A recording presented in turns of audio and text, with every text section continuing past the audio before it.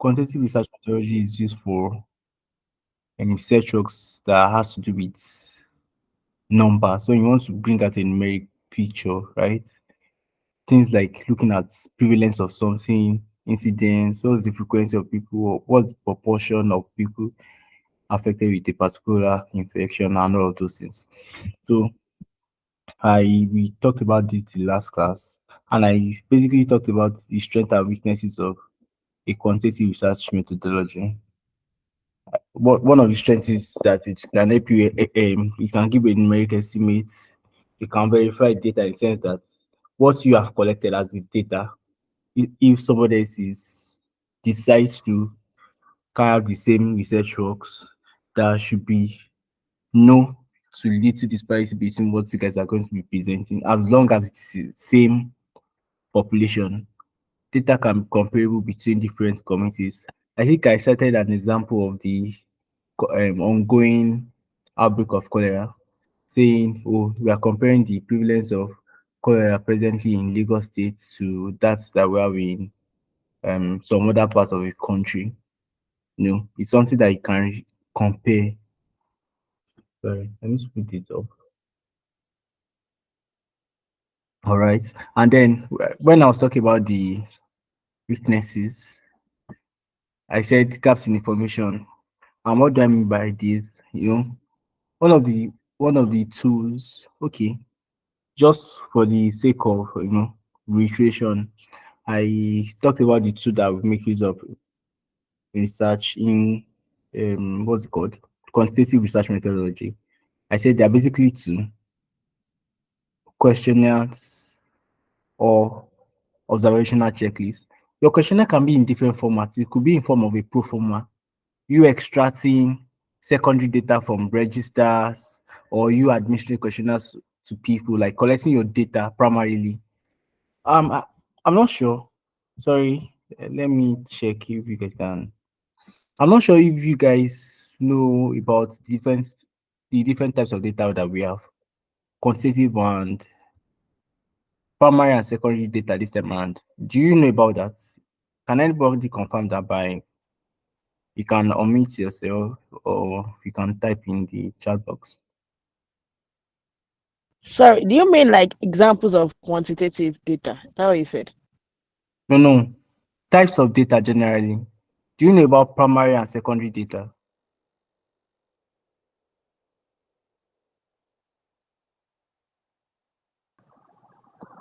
No, Does anyone know? I think so. uh, I'll That's, say no, but if yeah. I Okay. There's like You primary, want to, secondary, basically, you tertiary. want to tell us the difference? I would say primary data are the major data, while secondary data are just data that you use to support um yeah, just for supporting. That's a nice try. Yesterday was going to say something too.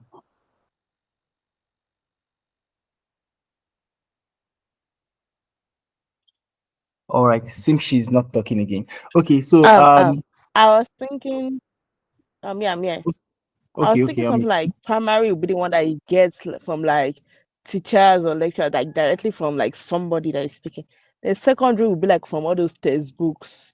Okay, primary would be like from articles. Wait, I think I'm mixing it up. That's why I've not been saying anything. Uh, Okay, that's a nice try. Okay, Badmos, you can speak, please. Yeah, I think secondary data are data that are gotten from other sources like Google, can also be a textbook, an article, or anything. Then primary data, I'm not so sure, but I think these are data that you get yourself, probably by your own research processes. I don't know if I'm correct though. Okay. Thank you, everyone. You have spoken well. But Badmos is very, very close. All right.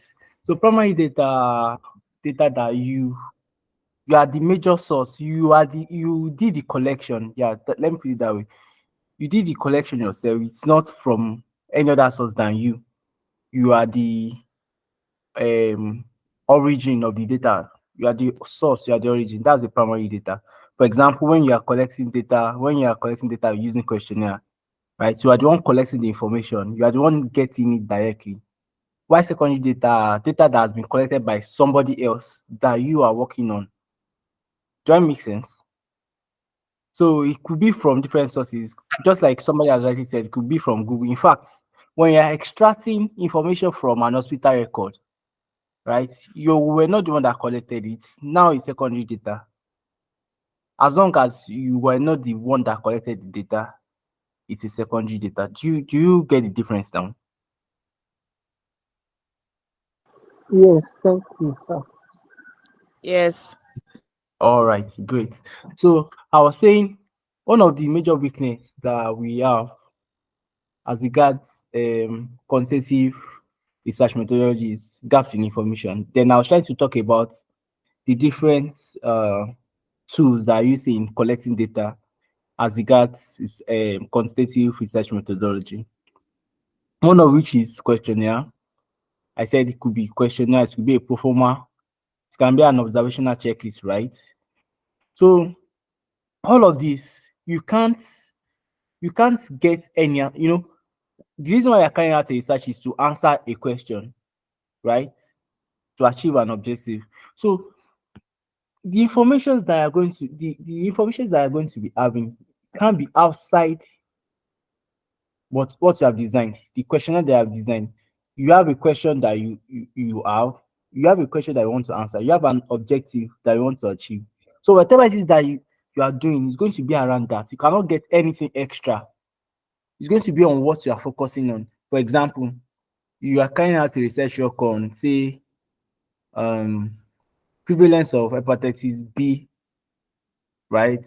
Whereas among voluntary blood donors,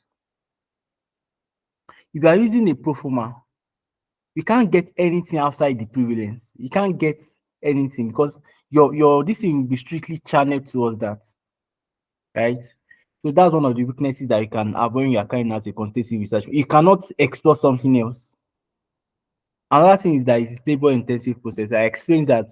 Oh, why I don't know why I'm still retracing. I just want to be sure that you guys understand it before I go to the next. In the sense that in terms of human labor, in terms of money and materials that are going to need, it's going to be a lot. The next is time costly, before let's say your research, just like I actually said, prevalence of hepatitis B among voluntary blood donors in, let's say I'm saying in Lagos State. Of course, Lagos State has a number of local governments. So if I'm going to be doing something like that, that means I have to have a sample. And a sample is a perfect representation of my population. Lagos State is the population. So I can't, you know, check all voluntary blood donors that we have in Lagos State. But I can pick a sample, I can pick a representation of that sample, that population, which is the voluntary blood donor group. So if I'm going to be doing that, that means I have to go to, if not all, at least two-thirds of local governments in Lagos State. I don't know how many local government do you have in Lagos State. Somebody should help me, please. 20 local governments. 20 local governments.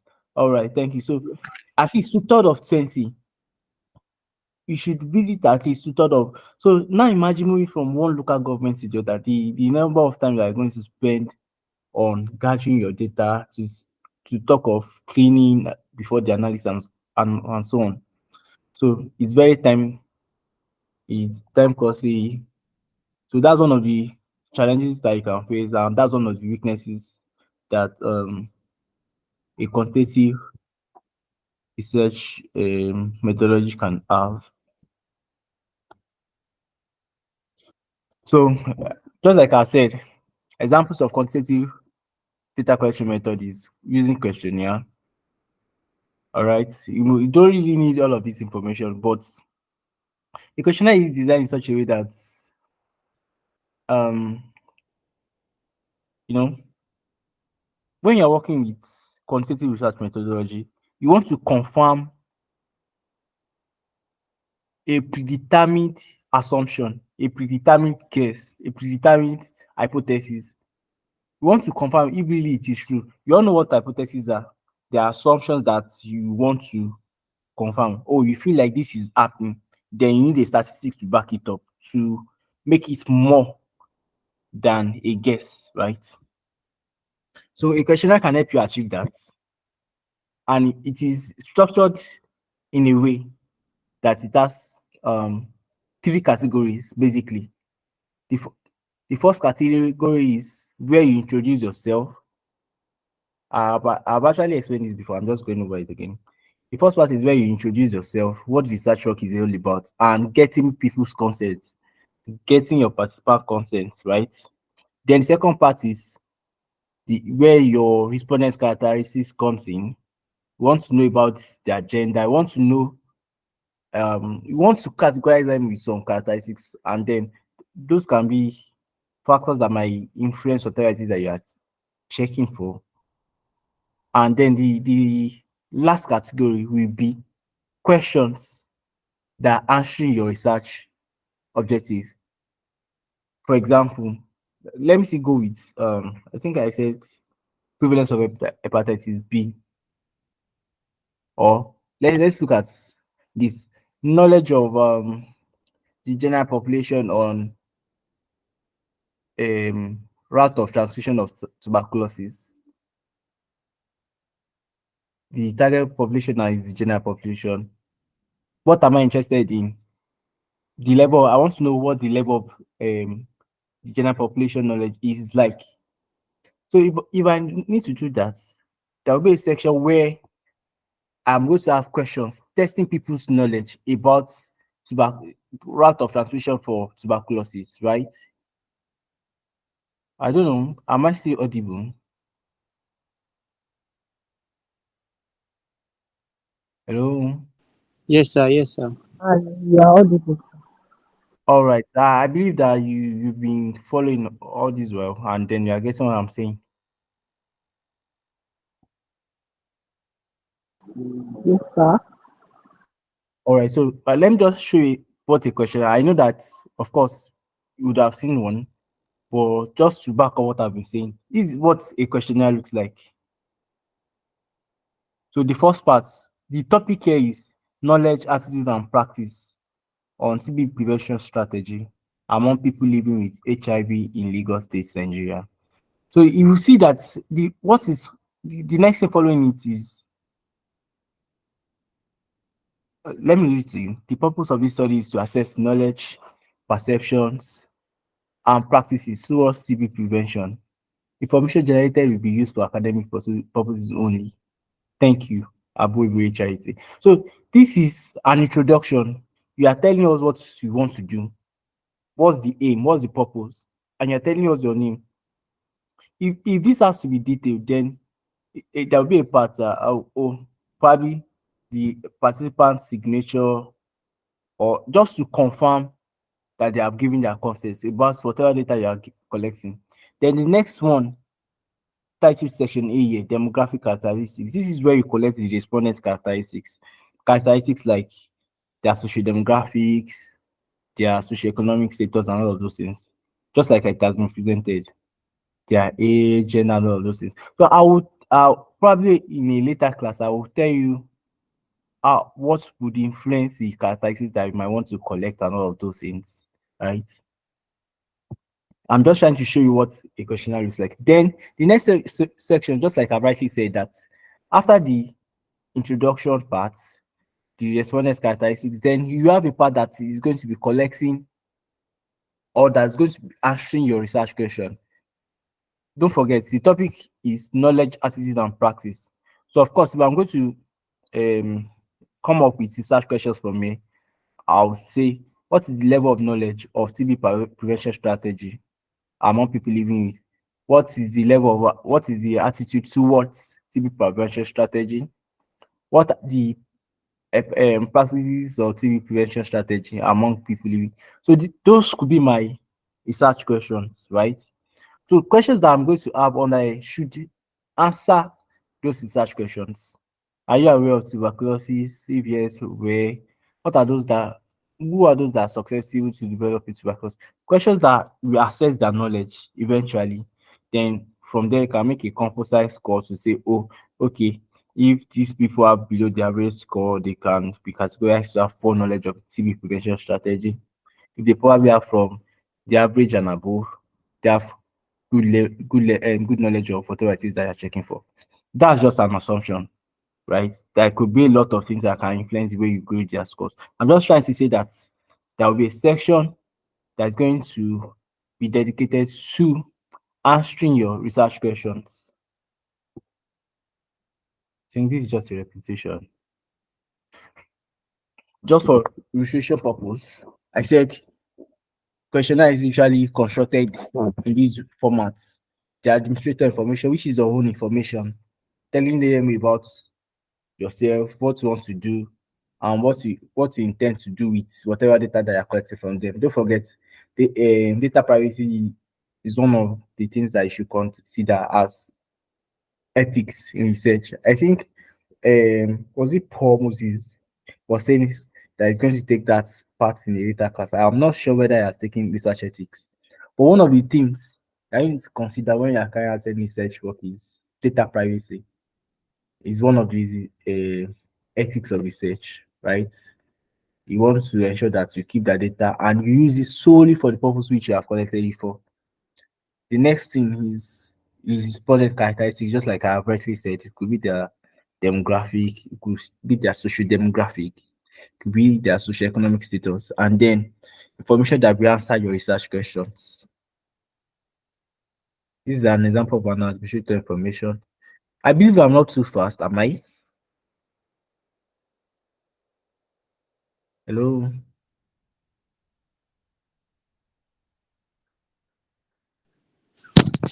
No, sir, you are not too fast.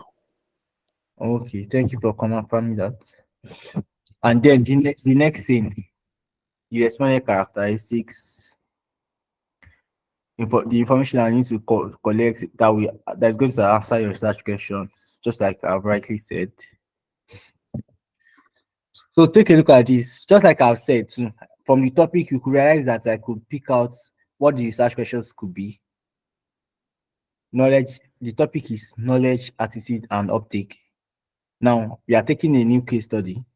Knowledge, attitude, and uptake of prostate cancer screening among adult males in Iseyin local government area, Oyo State. So from here, one of the you should be able to, whenever you see a topic, you should be able to look at, oh, what is the thing, what are those things, or what is the thing that this person is actually trying to, you know, come about or to achieve.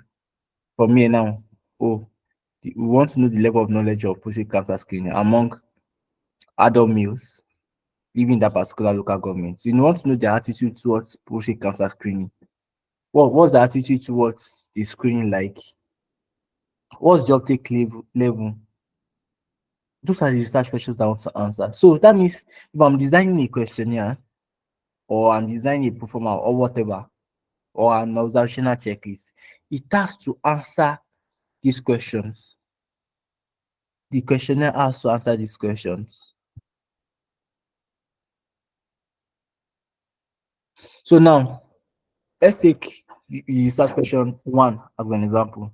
What is the level of knowledge or what is the knowledge of prostate cancer screening among adult males residing in certain local government area? So what are those things that I'm going to be asking them? What I meant by variables here are, variables are whatever things that you're interested in measuring. For example, your age, whatever it is that you're interested in measuring is a variable. So what are the variables? What are the questions that are going to be including? Oh, have you heard of prostate screening before? If yes, what are the screening pieces that you have heard? Have you heard about prostate screening and say which No, one? Silicon, all right. Somebody was saying something, sorry.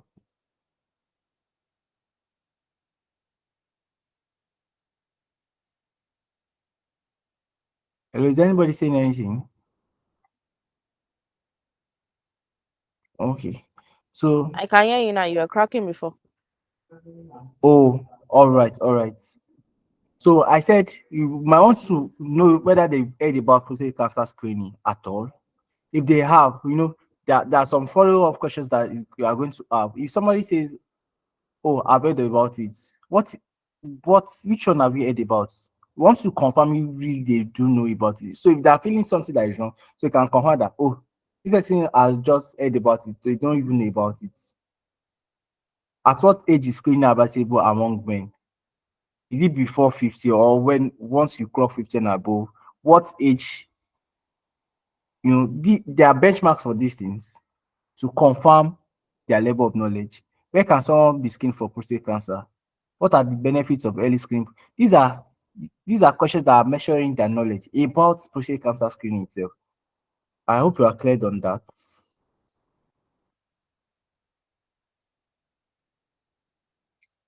Take a look at attitude now. Yes. What is that? What is the attitude towards prostate cancer screening among adult males deciding? So there are questions here. Let me try to present mine. So there are questions here that are measuring the attitude. Prostate cancer screening saves people from dying early from prostate cancer. You are checking, oh, how well do they agree to this? Which is the attitude. Prostate cancer screening services is not necessary after 45 years. This will tell, oh, what side are they on about prostate cancer screening? That's about attitude. So the questions that I have here: removal of prostate gland after cancer. Oh, sorry, removal of prostate gland after cancer detection affects sexual function. Prostate cancer can be treated. So these are questions measuring attitude. Then for the uptake too, have you ever been screened for prostate cancer? Yes or no? This is a major question that is measuring the uptake. Whether they have ever been screened or not. That is talking about uptake. If yes, when was the screening done? Oh, less than 5 years ago. More than I'm categorizing this because I'm actually looking at a 5 years span. Yours might not be like that. Oh, you might want to classify those people that are really uptaking that to be those people that at least they have done it in the past 1 year or the past 2 years.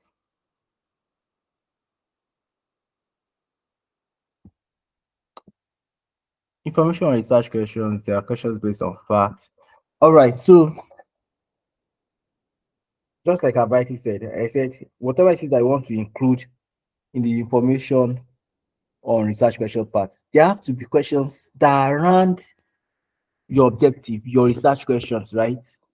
So you must have extracted it from well, if not from previous studies, you know, from the domain knowledge that you have about the topic that you're working with, you should know, oh, okay, these are the things that are expected to be known about this particular thing.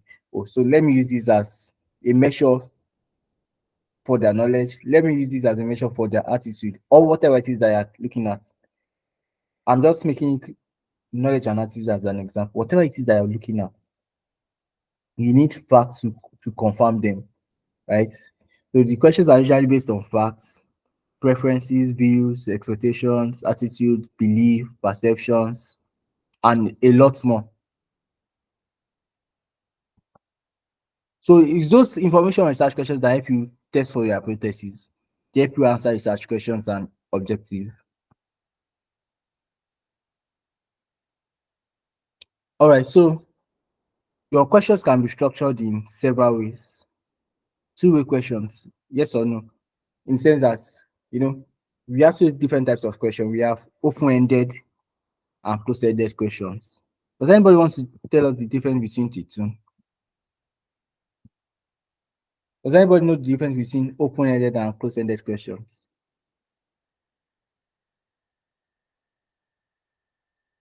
Um, Open-ended questions will be like questions that you can answer without replying yes or no. Like you can give more explanation on it. While closed-ended is basically always yes or no, like definite answers, straight to the point answers. All right, thank you, Tony. Exactly. That's the difference. Open-ended questions has no limits. You can give numerous answers to it, right? Based on your perspective. Why close-ended, you are restricted. You have to pick between some options.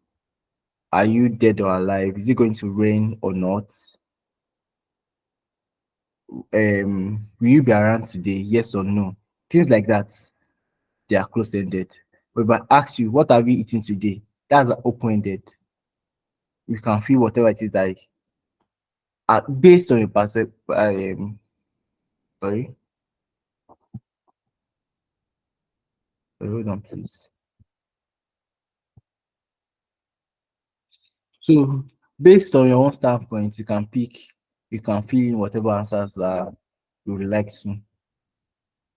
So structure of responses to research questions can be two-way questions, yes or no.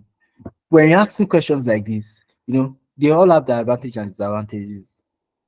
Disadvantage to this is that you are restricting them to pick an answer. For example, let's say I'm asking, oh, isoniazid is one of the first line regimen for a tuberculosis patient. You are asking somebody, then what you are saying is, what the option that you have there is yes or no. You are forcing the person to pick either yes or no, right? There should be room for I don't know or things like that. There are some things that are going to be missing. Even if the person had said yes or no, you need follow-up questions. The person has said yes, you need a follow-up question to really know, oh, okay, if it is, what are other drugs are part of the first line regimen? Questions like that. So the major disadvantage is that only two extreme ends of respondents' opinion are feelings. You are not giving them room to express themselves. They don't. You don't know the level, how much they know about it. It's just a yes or no question for them. I don't know if you actually get what I try to explain.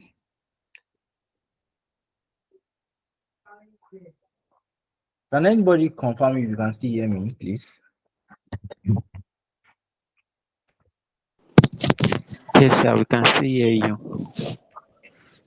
All right, thank you. So, I'll shoot then. So, I said it can be a two-way question. It can be in a scale format, and at the same time, it can be open-ended. Scale format is just like the one that I showed you earlier. A Likert scale for measuring attitude, where I have strongly agree, neutral, indifferent, disagree, strongly disagree. Your That's a voice is scale. cracking now. Oh, how about now? Can you hear me clearly now? Maybe I should use my phone.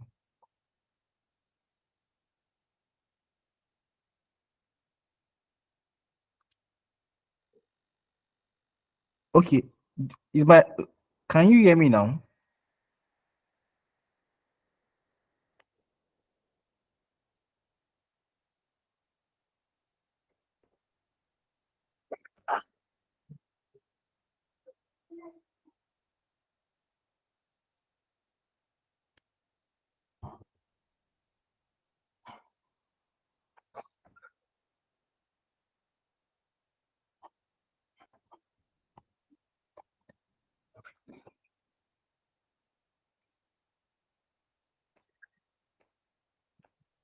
Oh, am I still audible, please?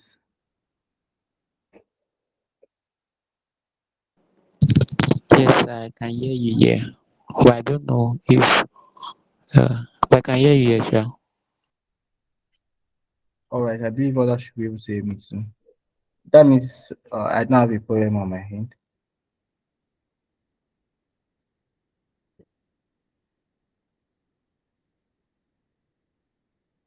Okay. Okay. Uh, that's of course.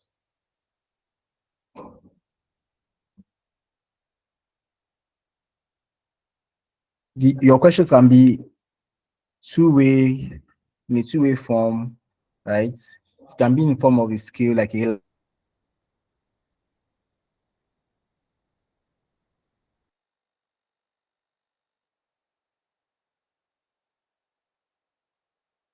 soon. And then it can be in form of a multiple choice question, in the sense that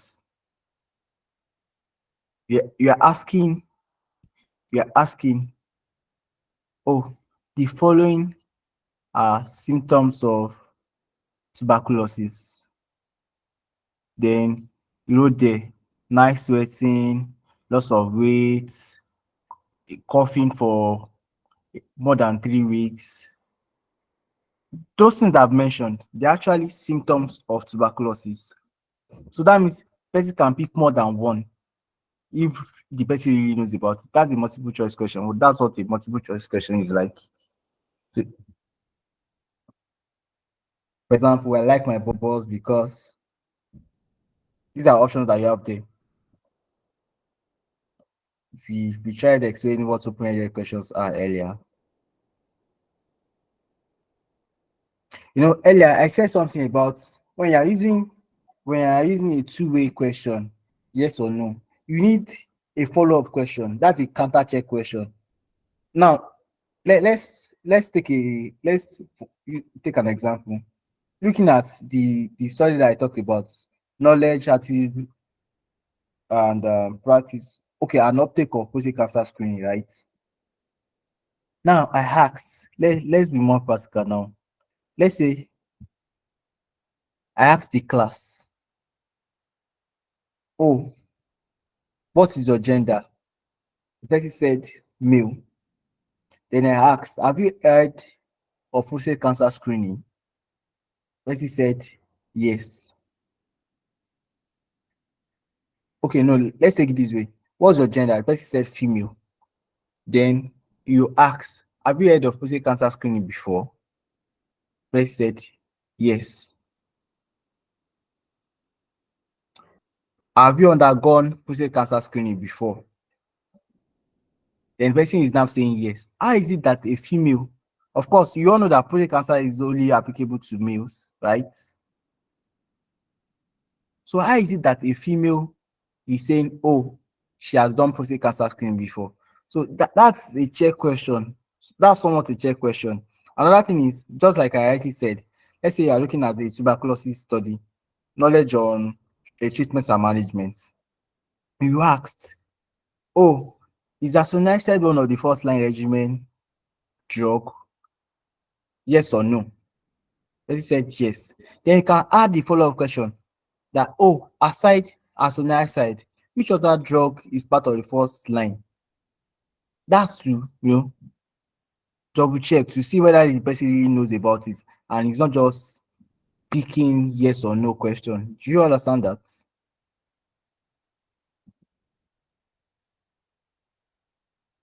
Sentence completion. We all know about German. You know German exams. You know how German questions are being set, where you are filling the gaps and all those. That's what the sentence completion is all about. These are structures.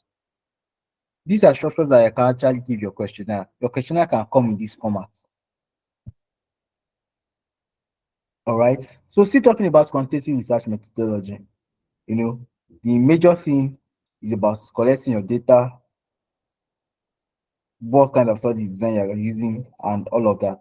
But now I'm majorly talking about the data collection part. When you're building your questionnaire, there is a need to validate that, oh, does my questionnaire measure what is ought to? If I'm looking at knowledge about tuberculosis treatment and management, these questions, are they measuring what I want it to? What's the reliability of the questionnaire? How reliable is it in that particular target population? You can design a questionnaire there in Lagos and then it works. If I'm to implement or if I'm to carry out similar research work like you, and then I'm adopting the questionnaire that you made and you used in Lagos, when adopting it in Oyo State, it might not work. In the sense that the characteristics of people over there might not be the same here. Let's say you had used your questionnaire in Ikeja, where I want to assume that, oh, we have, and then I want to use the same questionnaire among people living in Iseyin local government in Oyo State. What you are going to get, it might be very, very good for you and not good for me because of the target population. So I have to ensure that, oh, the questionnaire that I'm using is reliable and is valid. So I'm going to explain the concept of and reliability. These are the two things majorly that you use in confirming whether your questionnaire is reliable or not.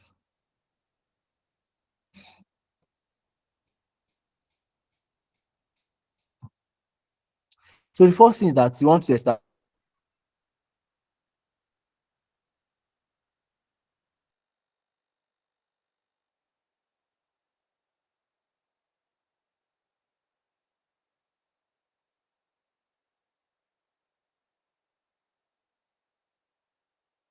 what is this actually really looking at. You have some questions. You know, I told you that you are going to have a part in your questionnaire or your pro forma showing information about questions. So this is such questions. You have to confirm, meet expert on it, even yourself, your domain knowledge, the domain knowledge that you have. Look at these questions. Will they answer my research questions? That's the first thing that you need to look at. Does it capture your topic? Does it capture? Ensure that the way those questions are structured, they are not leading, you are not pushing word into their mouths. Let me put it that way. They are not leading questions. Oh, saying things like nice sweating. I'm sorry, I love tuberculosis program a lot. That's make reference to tuberculosis, right? So not you saying, oh, nice sweating.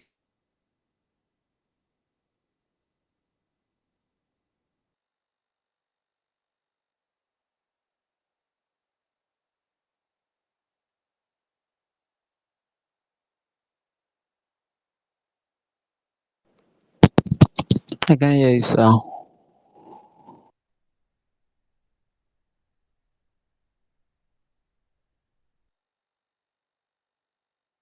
Question. Yeah, we have what's that other one that the respondents can feel okay, self-administered.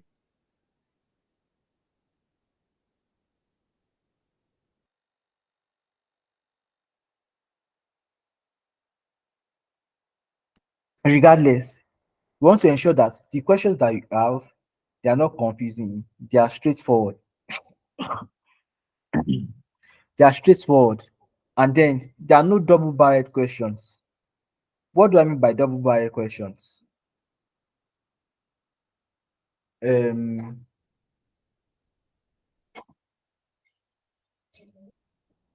would you, let's say, would you prefer to sit at the back of the car or at the front? Yes or no? That's a double-barreled question. We are asking two questions there. Oh, do you prefer to sit at the back? Each should be different from do you prefer to sit at the front? Oh, that is not even really capturing what I want to make as an example. Um, I don't think I kept an example. Um,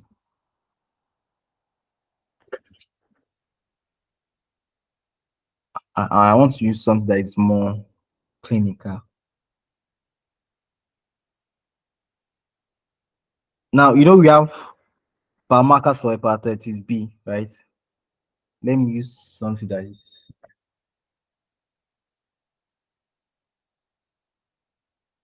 okay. Let me just continue with the TV that I've been. I just wanted to switch course before. So, night sweaty, weight loss, night sweating and weight loss are night sweating and weight loss are common symptoms of tuberculosis. Yes or no? Those are two different questions. Somebody might know that, oh, weight loss is a symptom of tuberculosis. I might not know that.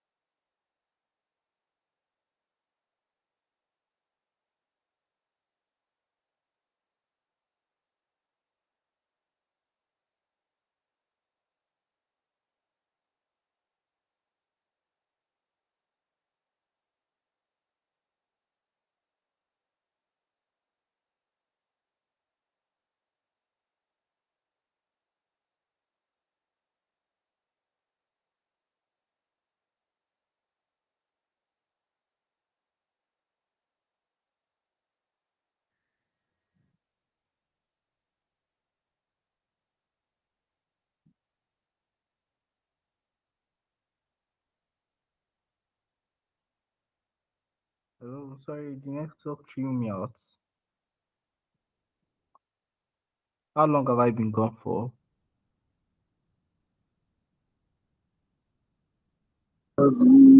For like 3 to 4 minutes now.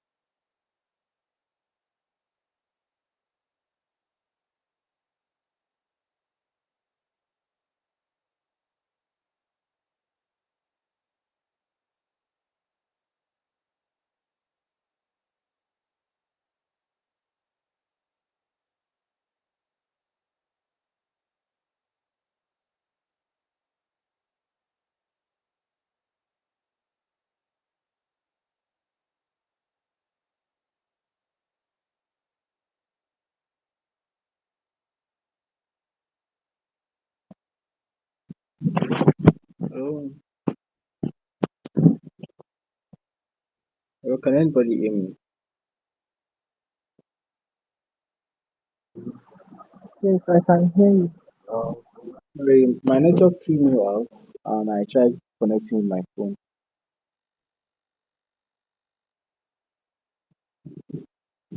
Okay, so I was talking about double.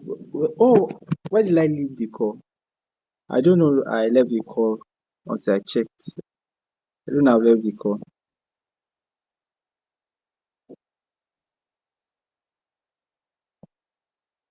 No, where was I before I left the call, please? Can anybody talk about that?